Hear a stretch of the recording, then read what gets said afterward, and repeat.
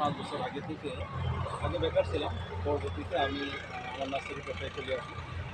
এবং এই নার্সারি পেশা থেকে আমি আস্তে আস্তে প্রথমে কাঠ, তারপরে হচ্ছে ফুল, ফল, তারপরে আমি ইনডোর প্ল্যানে চলে আসি। এটা মূলত হচ্ছে ইএসডিও থেকে ইএসডিওর মাধ্যমে পিকেএসএফ এর সহায়তায় ইএসডিওর মাধ্যমে ওনাদের কারিগরি সহযোগিতা এবং আর্থিক সহায়তার মাধ্যমে আমি এই পর্যায়ে আসছি। প্রথমে আপনার অবস্থান কেমন ছিল, এখন কি অবস্থা? প্রথমে আমি তো বেকার ছিলাম, ঘুরে বেড়াইতাম এই আর কি। পরবর্তীতে আমি আস্তে আস্তে নার্সারি কাজে জড়িত হই এবং এখন অবধি আমার প্রায় 6টা নার্সারি। 6টা নার্সারি করেছেন, হ্যাঁ। এই কত টাকা ইনকাম হয়, কি অবস্থা, এগুলো একটু বলতে হবে। এখন আমাদের প্রায় মাসিক ইনকাম প্রায় 2 লাখ টাকার মতো।